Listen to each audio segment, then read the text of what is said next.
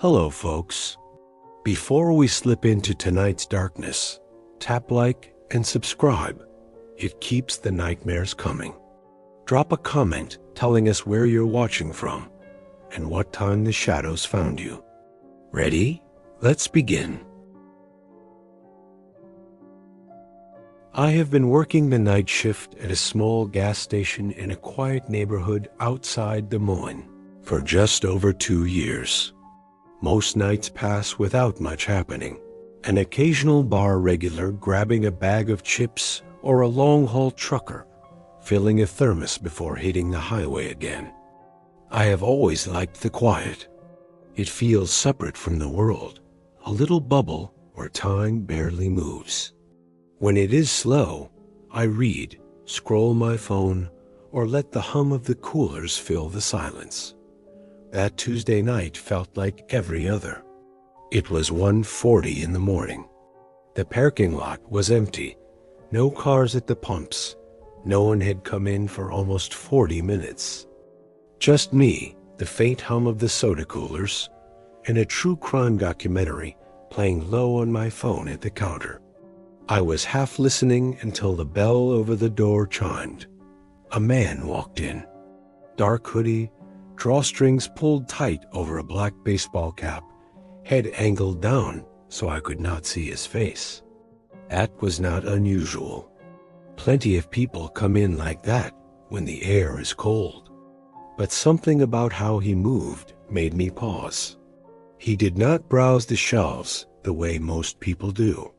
He stopped in the middle of the snack aisle, hands in his pockets, not touching anything. At first, I thought maybe he was deciding what to get, but 5 minutes passed, then 10. He just paced slowly between the racks, pausing now and then to glance toward the counter. It was never a long look, just a quick flick of the eyes, but it was enough to make my stomach knot. I started pretending to wipe the counter, but my gaze stayed fixed on him through the convex mirrors above the register. The whole time, I kept thinking he's waiting for something. I did not know what. Then I heard it, a faint metallic click. My eyes darted to the door. He was standing by it, doing something with the lock. I could not see exactly, but I swear I heard the latch flip. Customers never touch the lock. I walked out from behind the counter, trying to look casual, like I was just going to restock some candy near the entrance.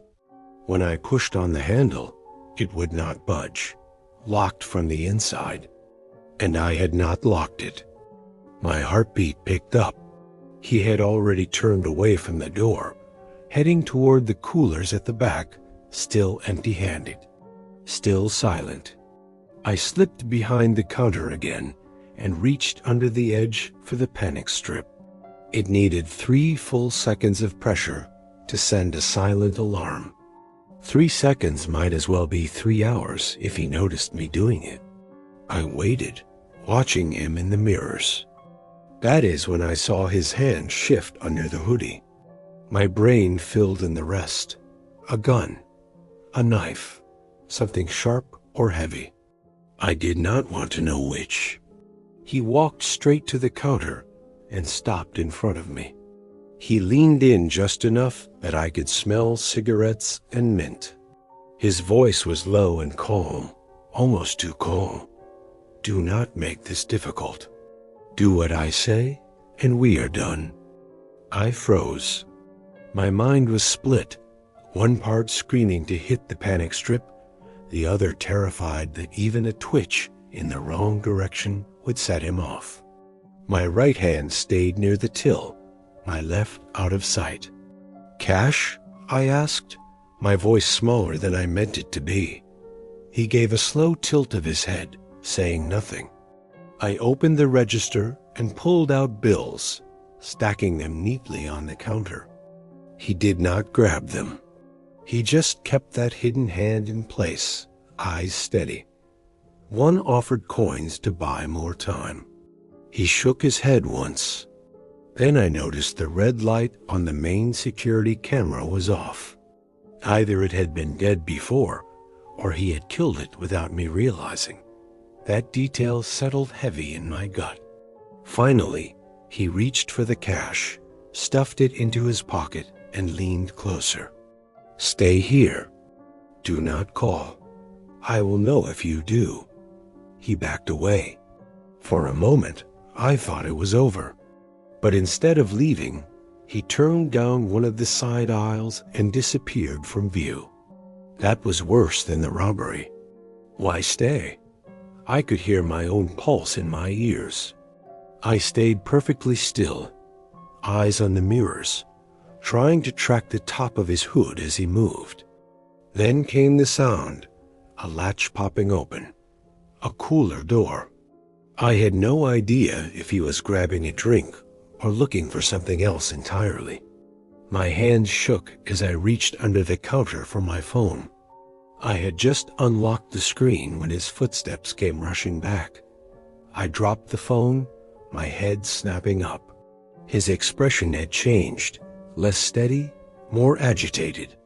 He stood there for a beat, as if deciding something. Then, without a word, he turned, unlocked the door, and walked outside into the night. Not a glance back, not a rush in his step. Just gone. I stayed frozen for almost a minute before moving. Then I locked myself in the back office and called 911. My voice cracked so many times the dispatcher kept asking me to repeat myself. The police got there quickly, but he was already long gone. The front camera was dead, just like I thought. The others caught only partial angles that never showed his face. No prints. No ID. Nothing. They called it a simple cash grab. I am not convinced. If it was just money, why lock the door? Why kill the camera? Why disappear into the aisles after getting what he came for? I kept working, but I never did another overnight alone. For months, every time the bell over the door rang, my chest tightened. I would picture that hood, that cap, that calm voice. He never came back. But sometimes, when I am lying awake at night, I think about how long he stood there in the aisles before he approached me. About how he locked the door before he said a single word. And about the fact that something made him change his mind. It was not luck. I am sure of that. Something shifted, and whatever stopped him that night had nothing to do with me.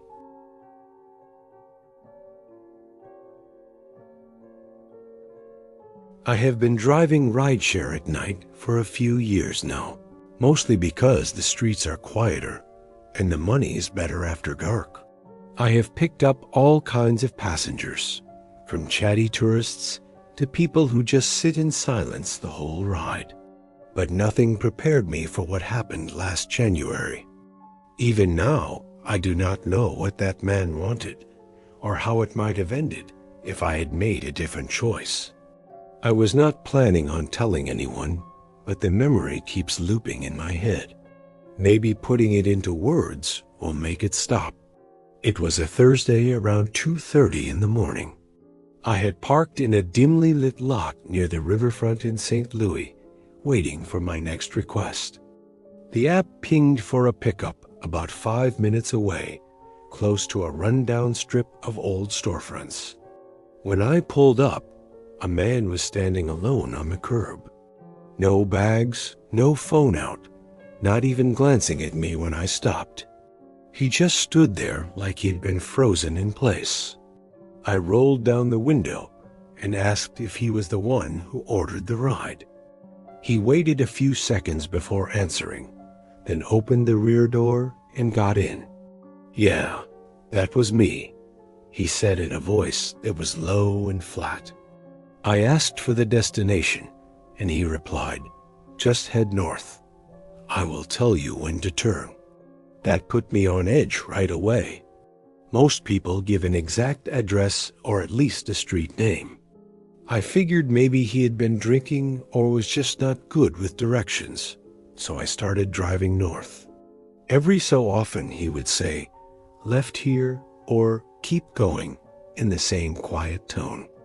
I tried to make small talk, asking if he was coming from work or visiting someone, but he gave no answer.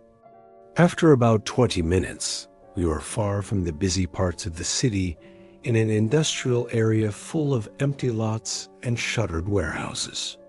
The street lights were few and far between, and the only sound was the hum of the engine. I eased the car to a stop and asked if this was his stop. He stayed still, staring out the window. Then he said, "I used to come here to think, but not anymore."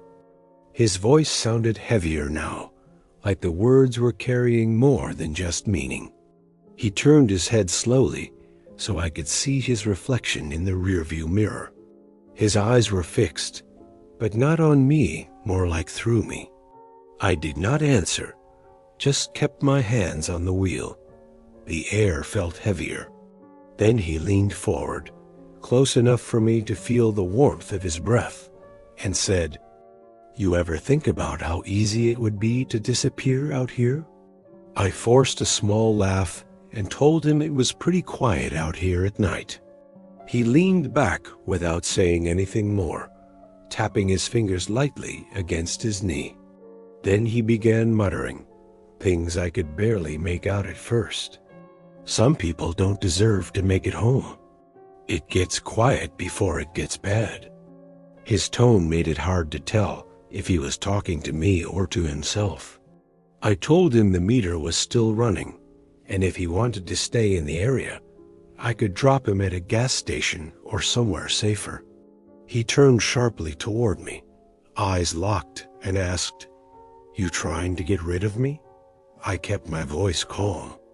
"No, I just want to make sure you get where you need to go." He stared for a few seconds, then smiled. Not a friendly smile, the kind you see when someone knows something you do not. "You ever pick up someone who didn't want to go anywhere?" he asked. I put the car in gear and started driving toward a brighter street, hoping to get closer to other people. He began speaking again, more clearly now, telling me about a man who had crossed him once. He described the night, how nobody was around, how nothing was ever traced back to him. "People don't notice what happens in the dark," he said. By then my shirt was damp with sweat. I knew I needed to get him out without pushing him. I spotted a 24-hour gas station up ahead and slowed down. I told him I needed to grab some gas and check something on my phone. He stayed quiet until I pulled in and said, "Good choice." I parked with the engine running, stepped out, and walked toward the store. My legs felt like they might give out. I told the clerk inside that the passenger in my car was making me feel unsafe and asked to use the phone. As I started dialing, I glanced outside. The car door was wide open. The seat was empty. He was gone. It had been less than a minute. I went outside, checked behind the building, scanned the lot. Nothing. He had vanished into the night like he had been waiting for the moment to do it. Police showed up within 10 minutes. I gave them the route, his description, and even the GPS trail. They searched nearby streets, but came back with nothing. One officer asked if I was sure it was not just fatigue playing tricks on me, but I know it happened. I remembered his eyes, his voice, his words. They filed a report and told me to call it a night.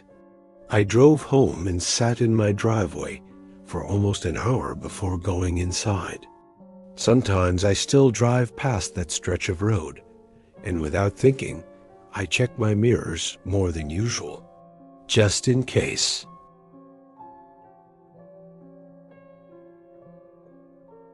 I have been working nights at a senior care home in upstate New York for close to 7 years. It is the kind of job that settles into a routine after a while. Low lights in the halls, the quiet hum of machines, the occasional squeak from a medication cart. I have always liked the stillness of the overnight hours. It feels like you are the one keeping watch while the rest of the world sleeps. That changed last December. Something happened that made me see the place differently, and I have not been able to explain it or forget it. It started like any other shift. I clocked in at 10 o'clock p.m., grabbed my chart, and went through the usual checklist. By the time I was on my second round at about 1:15 a.m., I noticed something strange in the back corridor by the supply room. The air was colder than anywhere else in the building. Not a sea cold more like the sharp cold you feel outside in winter. I walked past the rear exit and saw the door was slightly open. We never leave that door unlocked, and no one had gone outside since I started. I pulled it shut, turned the deadbolt, and just stood there for a second, listening. That was when I saw them wet, muddy boot prints starting right at the door. They were too large to belong to any of our residents, and they were fresh enough to still glisten in the light. They led toward the north wing, where most of our more independent residents live. I followed them slowly, listening as I went. The only other person on duty was a nurse named Erin, who was working the opposite end of the building. I thought about calling her, but I did not want to alarm anyone unless I was sure there was a problem. The footprints stopped outside room 114. That room had been vacant for nearly 2 weeks after the last resident passed. Family had not yet collected the belongings, so it stayed locked. I heard a soft sound from inside, something like cloth brushing against wood. I froze, leaning slightly toward the door to listen. The noise stopped instantly. No shuffling, no breathing, just stillness. Backing away, I noticed the prints continued past the door. A little farther down, one of the hallway lights was out. I knew it had been on earlier. The shadows made the end of the hall look deeper than it should have, and I had to fight the urge to turn around. Then I heard it. A dull, deliberate thump, 2 doors behind me. That was enough. I took out my phone and texted Erin. "Do you hear anything in the north wing?" No reply. My heart was pounding now. I headed toward the staff closet, where we keep the backup flashlight, pepper spray, and spare keys. The door was ajar. We always keep it shut. I slipped inside, locked it, and grabbed the flashlight and spray. I tried calling Erin. The phone rang once, then the line went dead. I peeked through the narrow wired glass window and felt my blood run cold. Someone was walking down the hall. Hood pulled tight, hands buried in pockets, head down. The way they moved told me instantly it was not one of ours. Slow, steady, purposeful. I stayed crouched low until the figure passed out of view. The building was too quiet. When I finally eased the door open, the hall was empty. I decided to check on residents, starting with Mrs. Keene, who is 89 and always sleeps with the TV on. Her door was cracked open, which she never does, and the room was dark. I called her name softly.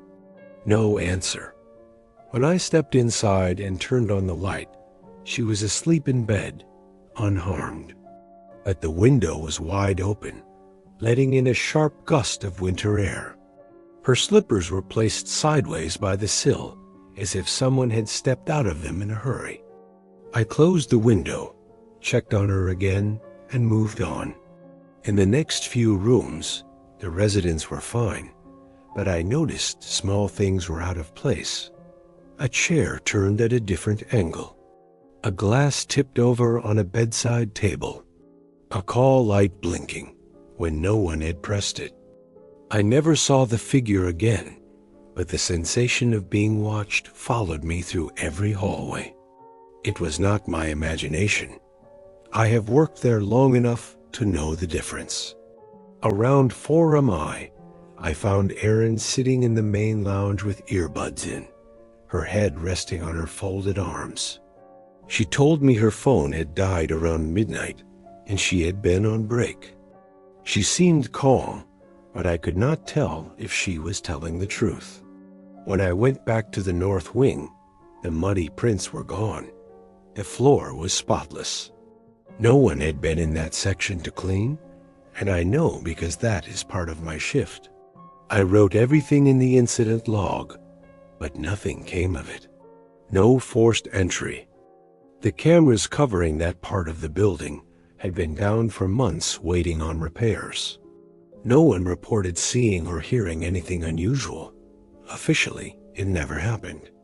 But I know it did. I still work the night shift, but I never walk those halls alone anymore. And I always make sure the door to room 114 is shut tight, even though it has stayed empty ever since. I work nights as a security guard at a large outdoor shopping plaza on the outskirts of San Antonio. It has a grocery store, a gym, a pharmacy, and a handful of retail units that have sat empty since the pandemic. Most nights are uneventful. I spend the shift making loops in the patrol cart or walking the perimeter with a flashlight, one earbud in to help pass the time. What happened last Wednesday is still lodged in my head. I have not told anyone on the team because I am not sure how to explain it without sounding like I lost my nerve. But I know what I saw, and I know how close I came to something worse. About a week before that night, I started noticing a dark blue sedan parked way in the back of the lot. Always the same spot, tucked under a busted light pole near the dumpsters, facing away from the main lanes. At first, I thought someone was just sleeping in their car. It is not unusual, but it was strange how it never moved and was always there during my 2 a.m. sweep. I would circle wide in the cart, keeping my distance. Even from far away, there was this knot in my stomach every time I passed. Something about it felt wrong in a way I could not name. On the 4th night, I decided to check it out. I parked the cart 2 rows away and walked in with my flashlight angled low. The car was occupied. I could see a figure slouched in the driver's seat. The head was tilted at an odd angle, still as stone. On the dash was a small camcorder pointed out through the windshield, its red light blinking. In the passenger seat was a folded jacket, a roll of duct tape beside it, and what looked like a pair of gloves on the dashboard. I took a step back, every instinct telling me to get out of there. I was still trying to rationalize it when the distant sound of an engine broke the quiet. Headlights turned into the lot from the far side. I crouched behind a low concrete barrier as a white compact car rolled up behind the sedan. The driver sat there for a moment, then cut the engine and stepped out. Jeans, dark coat, baseball cap. Nothing remarkable, except for how quickly and deliberately he moved. He went straight to the sedan, popped the trunk, and started pulling something from the back seat of his own car. I could not see what it was. I stood up and called out, "Sir, this is private property." My voice cracked halfway through. He turned sharply. The look he gave me was not surprise. It was the look of someone whose plans had just been interrupted. He did not speak at first, just studied me like he was deciding on his next move. Then he stepped forward. One hand stayed in front, the other slipped behind his back. I backed up toward the cart, my hand finding the small can of pepper spray on my belt. I told him he needed to leave. My voice sounded thin. "This is not your concern," he said in a low, flat tone. Another step forward. In the glow from the distant light, I caught the flash of metal in his hand. I turned and ran. I did not look back. I could hear his steps for a few seconds before they stopped.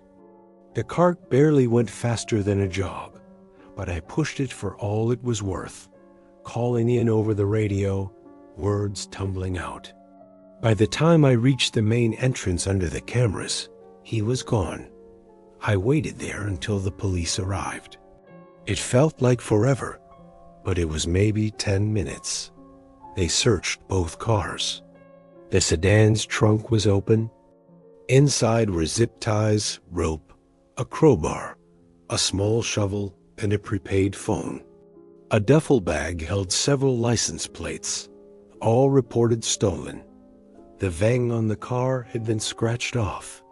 No ID, no paperwork, no way to link the vehicle to a name. Both cars were impounded. I never heard an update on the investigation. For the next few shifts, I refused to patrol the back lot alone. I stayed near the lit areas and kept scanning the shadows beyond the broken light pole. A few nights later, a new guard was assigned to work with me. When I asked if he had heard anything from the police, he just shook his head. No leads, no arrests. Whoever that man was, he was still out there. That is the part that sticks. He was not loitering or killing time. He had a plan, and I almost stepped into it. I think about how close I was to walking right up to him before he saw me. I think about what would have happened if I had not run. I have not seen the sedan again. But sometimes, when the plaza is quiet and the far lot is swallowed in darkness, I still catch myself staring toward that corner, waiting to see headlights click off and a figure step into the shadows.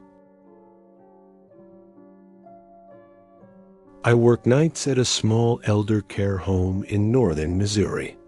The place is tucked back from the road behind a stretch of oak trees, single story, maybe 25 rooms total.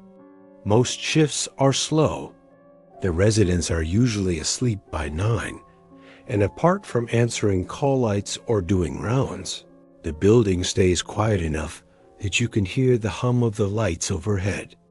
I had never been uneasy working there. It felt safe, almost peaceful. That changed one night in late February, and I still cannot explain what happened. It started with small things. A door that I knew I had locked earlier was now resting slightly open. Not wide, just enough for the latch to be free. I thought maybe I was distracted during rounds, so the next time I checked rooms, I started marking my glove with a pen every time I locked a door. An hour later, the same thing happened. 2 doors were unlatched again, both ones I had marked. Around 3 a.m, one of our more alert residents, Mr. Davenport, rang his call button. He is 87, still sharp, and not the kind of man to ramble. When I stepped in, he asked if there was a new mail aide on duty. I told him no, that I was the only staff in the building until morning. He looked me straight in the eye and said, "Then who was the man standing in the hall outside my door earlier?" I wanted to chalk it up to him being half asleep, but his tone made me stop. He was certain. I did a slow walk through the building. Every exterior door was locked, alarms armed. Storage rooms, supply closets, laundry, all empty. Still, the air felt different, heavier. In the center hallway, I stopped to listen. That was when I heard it, a faint creak on the tile behind me. I spun around, nothing there. I went straight to the nurse's station and checked the cameras. We have 4, 1 at the front, 1 at the rear, and 2 watching the main hallways. As I scrubbed back through the last hour, I caught a shadowy figure walking across the far end of the East Hall. No details, just someone tall, in dark clothing, moving toward the residents' rooms. No one had entered or exited according to the other cameras. The doors are secure with key card access, and at night, only mine and the administrator's cards work. The timestamp matched the time. Mr. Davenport said he saw the man. I debated calling the police, but worried about looking foolish if no one was inside. Instead, I took my phone, turned on the camera, and started toward the East Wing. Every step seemed louder than usual. When I turned past room 16, I froze. At the end of the hallway stood a man. He was facing the resident doors, motionless. I said, "Hello," keeping my voice steady, but he did not move or turn. I backed into the medication closet, shut the door, and tried calling my supervisor. No answer. I texted twice, then tried the on-call line. Still nothing. After a few minutes, I peeked out. The hallway was empty. I went room by room. Every resident was asleep. Some of the doors that had been unlocked earlier were now locked again. I had not touched them since the last round. Back at the cameras, I replayed the earlier clip of the figure. It was gone. The footage jumped slightly, skipping the exact moment I had seen before. The log showed no errors, no tampering, no one accessing the system except me. An hour later, another resident, Mrs. Flannery, pressed her call button. She told me she had been kept awake by the sound of a man breathing outside her door. She did not see him, but she said she knew someone had been there. Her door was locked from the inside. Nothing looked disturbed. Still, the thought that he might have been standing there while I was only a few feet away made my stomach turn. By the end of the shift, I was exhausted and unsettled. I wrote an incident report, leaving out certain details like the missing footage. I did not want to sound unstable or risk being pulled from duty. When the day nurse arrived, I gave a brief summary and left before the director came in. The next week, I requested to move to the evening shift. The request was approved without question. I think about that night often, mostly about how calm the man was. He did not hide, did not run, just moved like he belonged there. And I cannot help wondering if the residents who sometimes mention footsteps or shadows in the halls are telling the truth. Maybe they have been seeing what I saw.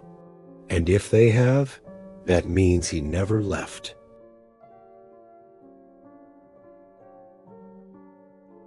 I work overnight at a large fulfillment center outside Tulsa, Oklahoma. It is one of those endless buildings with towering shelves that seem to stretch into the dark forever. Trucks roll through at all hours, but past midnight, things slow down a lot. My section covers 2 long aisles near the far loading bays, and most of the time, it is just me and the low hum of the ventilation system. I never thought of the place as creepy before, but after what happened last Friday, I find myself looking over my shoulder every few minutes. The night started like usual. I clocked in at 10, checked my equipment, and started scanning inventory near Bay 6. Around 1 in the morning, I went to grab a drink from the vending machine on the opposite side of the building. That was when I noticed a section in aisle 17 looked wrong. Several boxes were sticking out at odd angles, as if someone had pulled them halfway down and shoved them back without care. That aisle was not on the schedule for any activity until next week. No one should have been near it. I pulled out my scanner to double-check. No recent entries. The system showed that aisle had been untouched for days. At first, it was silent. Then I caught a faint sound from deeper in the aisle. something sliding softly across the concrete floor. It was too deliberate to be the building settling. I told myself it might be an animal. We have had raccoons get inside before. I grabbed a flashlight and headed toward the noise. The moment I turned the corner into the next row, I felt it. That prickling, unmistakable feeling of being watched. I moved slow, shining the light along the racks. About halfway down, I saw a half-empty sports drink tucked behind a crate. Nearby was a torn snack wrapper. Both were new. That was when it hit me. Someone had been staying here. Not just passing through, but hiding. I could not see anyone yet, but my chest was tight. My phone had no signal inside, which was irritating on a normal night, but felt like a real problem now. The landline in the front office was across the entire building, and I was not eager to turn my back. I decided to get higher ground. In the center aisle, there was a ladder that reached the top shelves. I climbed up and crouched low, scanning in both directions. That was when I saw movement. A figure in a dark hoodie and cargo pants darted between aisles about 50 feet away. He moved fast, but not in a panicked way. More like someone who knew exactly where to go. My throat was dry. I called out, "Hey," but my voice sounded thin even to me. He did not answer. He did not even glance back. He slipped out of view like he had done it 100 times before.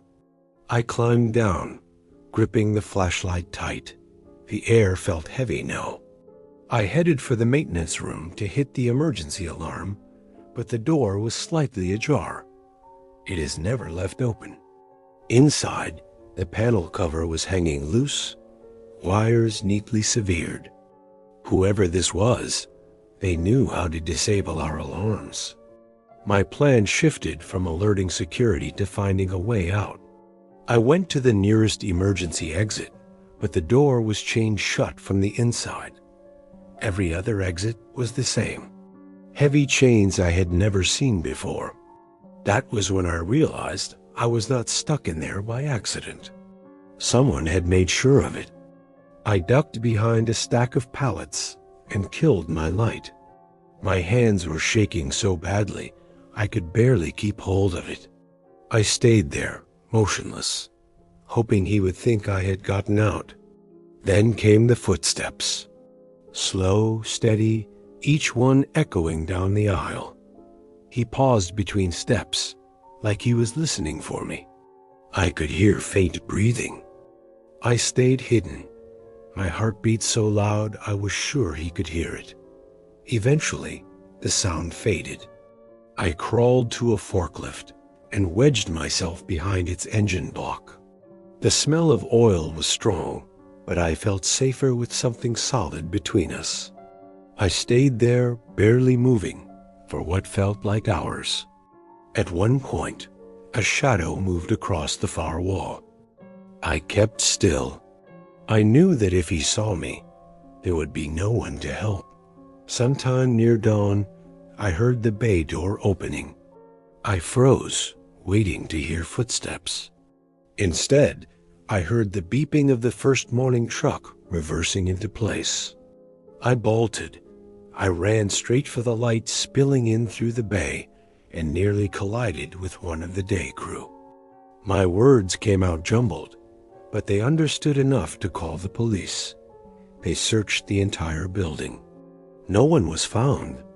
The bottles, wrappers, even the cut wires were gone. The panel looked untouched. The officer suggested it could have been a thief who slipped out when he realized someone was inside. But I know better. That was not a random break-in. He knew the building. He knew where to hide and how to shut everything down. And worst of all, he knew how to vanish. I still work here, but I keep a knife in my pocket now and check every aisle before my shift starts. I do not think he left for good. I think he is waiting for the right night, and I do not want to be here when that night comes. I do not really talk about this night much, mostly because people either brush it off or give me that half smile, like I am exaggerating. But I swear this happened exactly how I am about to tell it. My name is Elise. Back in 2021, I was a sophomore in college, living on campus during the day and working night shifts at a 24-hour gas station just off Route 19. It was a pretty isolated stretch of road, mostly used by long-haul truckers. The pay was bad, but it covered my rent and groceries, and I liked that it was usually quiet. Too quiet, actually.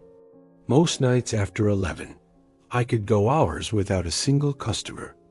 The buzz of the overhead lights and the hum of the fridge coolers became the soundtrack of my shift. The gas station itself was a small box of flickering fluorescent misery, 2 pumps out front, a single door, and big windows that gave you a clear view of the lot, the pumps, and the black void of trees beyond the lights. That was all there was. Trees and highway. My routine was simple. I would bring a book, eat leftover pizza from the back fridge, maybe watch something on my phone behind the counter. There was a wall-mounted landline behind the register, but nobody ever used it except the manager, Gary, who would call once a week to check inventory. So when it rang one Thursday around 2:30 in the morning, I was startled. I picked up with a dry, "Hello," and got nothing but a click. I did not think much of it at the time, maybe a misdial, but then I started noticing the car. A white Buick Regal, older model, one foggy headlight. It started showing up at the far edge of the parking lot, just outside the reach of the overhead lights. It never parked close, never got gas, never approached the store. It just sat there, engine off, lights out. At first, I thought it might be a trucker sleeping in his car, which happens often enough. But this was not a one-time thing. It came back the next night, and the next, always the same car.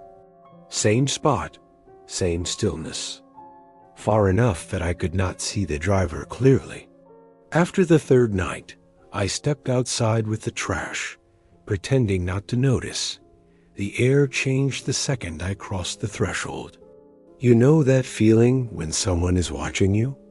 Like an actual weight pressing into you? That was exactly what it felt like. I threw the bag into the dumpster and squinted toward the lot. I could barely make out the outline of someone in the driver's seat. They did not move, not even a shift of posture. I stared for several seconds, waiting for some reaction. Nothing. I went back inside, locked the door, and told myself it was just someone resting.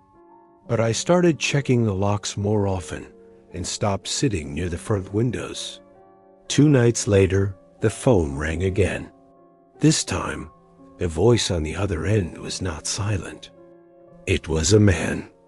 Calm, quiet, but with a polite tone that made my skin crawl. He said, "You always wear your hair up on Fridays." "I like that. It suits your neck." I froze. I had not said a word. I was wearing my hair up. I hung up without replying. My heart was pounding so hard it hurt.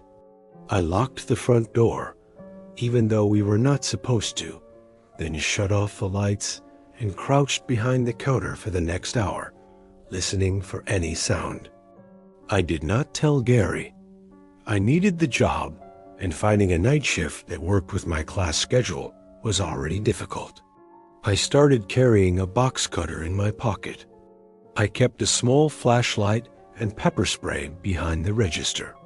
I angled one of the security mirrors so I could see the front door from where I sat.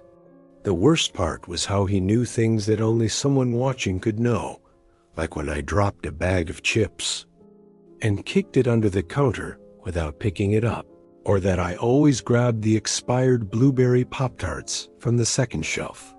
The Buick kept showing up. On nights it was not there. I found myself more uneasy, wondering if that meant he was closer. The lights in the back room were motion sensor. One night around 3:40, I saw them flicker on in the security monitor for just a second. I checked immediately, box cutter in hand. No one was there, but the smell in the room was different. Faint, metallic, and plastic. The worst night began like any other. I was restocking the soda fridge when the bell above the door chimed. I had not heard a car pull up. A man stood at the counter, mid-40s, scruffy beard, baseball cap low over his face. He smiled in an overly friendly way that felt rehearsed. He bought a bottle of water and a pack of gum. As I rang him up, he said, "You should really stop drinking that expired milk. It doesn't sit well in your stomach, does it?" I felt cold. I had not told anyone about drinking that chocolate milk 2 nights ago. I handed him his change and forced a smile. He walked out slowly, almost expectant. As soon as the door shut, I locked it, pulled the blinds, and checked the cameras. The front ones were still nothing but static. The next shift, I begged Gary to let me work with someone else, even for less pay. He laughed it off, said I was spooking myself. That night, I brought my friend Heather. The Buick never showed. No calls, no strange customers. The night after that, Heather could not come. Around 2:45 a.m., the phone rang. I did not answer. 30 seconds later, the lights flickered. Then came the knock. Not at the front door, but at the back, the employee entrance. I froze. "Hello?" I said, regretting it instantly. No reply. 3 slow, deliberate taps followed. I backed away, slipped behind the register, and called 911. The dispatcher told me to stay inside and not engage. I swear I heard footsteps circling the building. By the time police arrived, there was no one there. No car, no footprints. Just a single bottle of water on the back step, the same brand he had bought 2 nights before. After that night, I refused to work alone. Gary was annoyed at first, but when the police came back to follow up, he stopped arguing. The cameras never recorded a thing. I eventually quit night shifts and moved back home for a while. I never told my parents the full story. A week later, I got a package at my dorm, no return address. Inside was a single blueberry Pop-Tart from the brand and flavor I always took from the back shelf. I threw it away and never spoke about it again. It has been 2 years, and nothing has happened since. But I still do not park near the tree line. I still do not eat Pop-Tarts. And I still tense up when the phone rings after midnight. I do not know who he was, but I know he was close.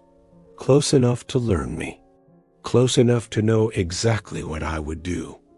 And close enough to come back if he ever wants to.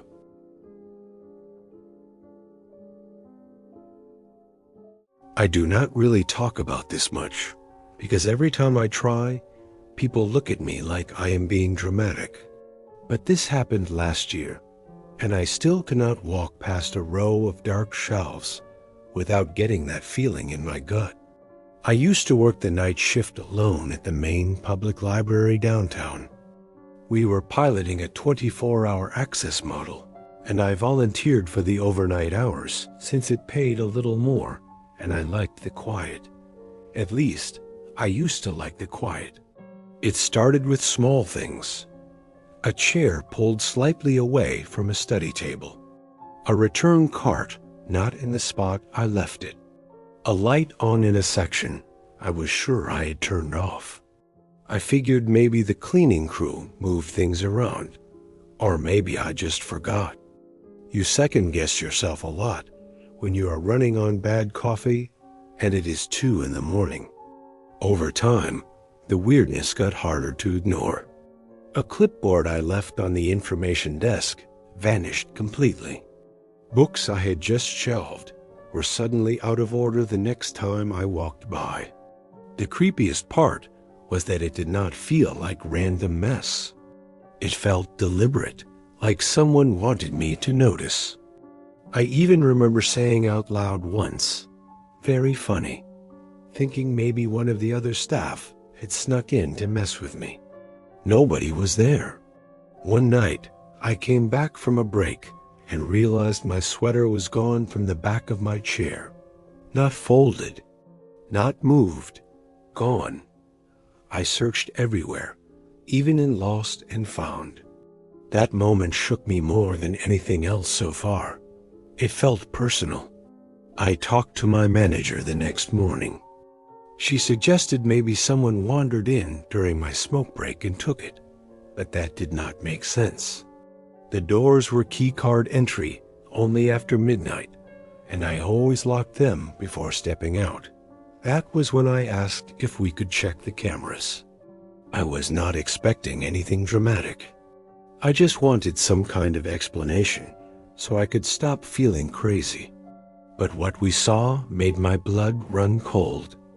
The footage showed me walking away from the front desk and exiting through the staff door for my break. About 30 seconds later, from the far end of the non-fiction aisle, a man stepped into frame.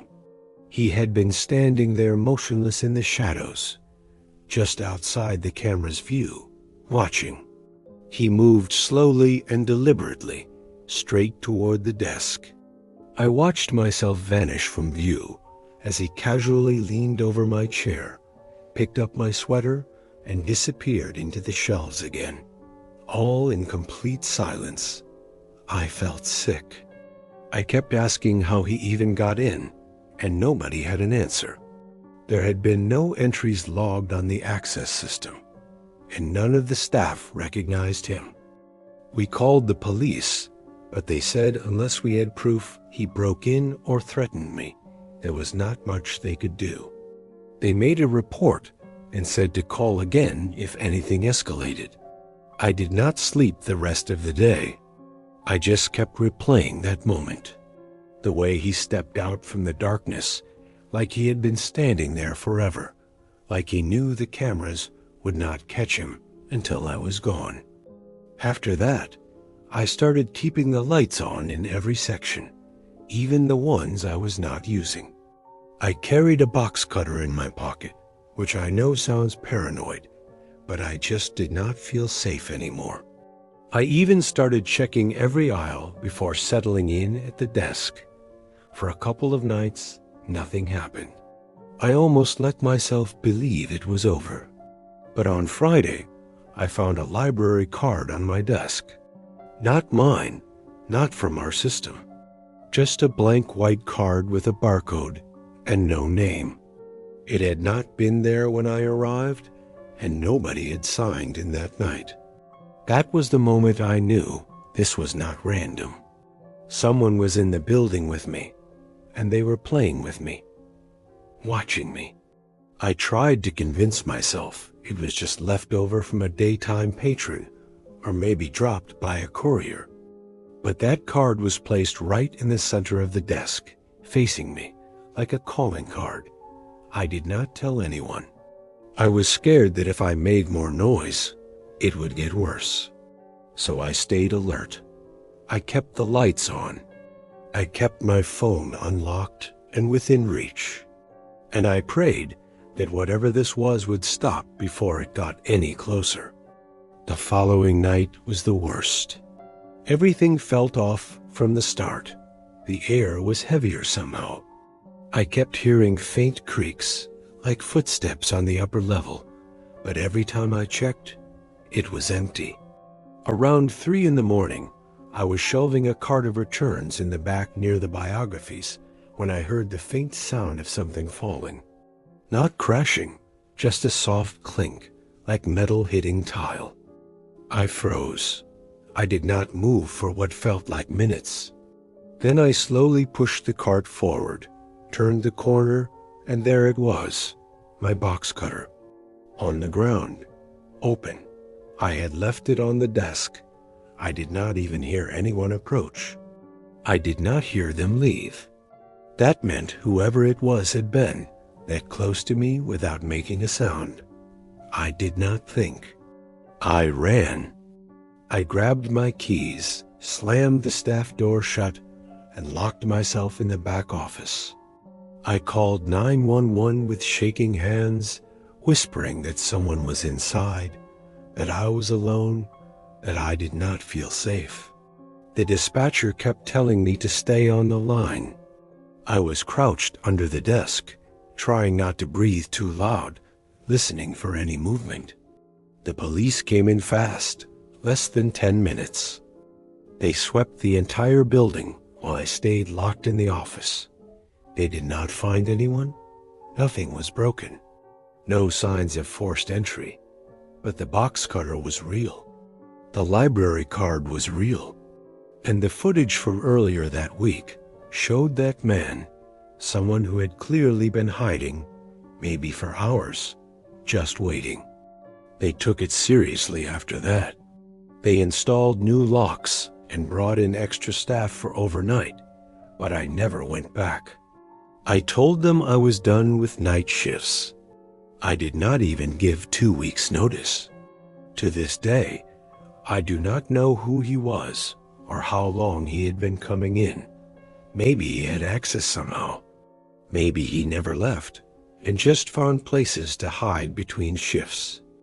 All I know is that it was not just a random break-in. It was someone who had been watching me for a long time. Someone who waited until I let my guard down. And what scares me the most is that he never tried to hurt me. He did not say a word. He just stood there, like he was waiting for the right moment. But for what, I will never know. Dear folks, thank you so much for enjoying tonight's stories. Don't forget to hit like and subscribe to our channel. This way, you keep the darkness coming. Until next time.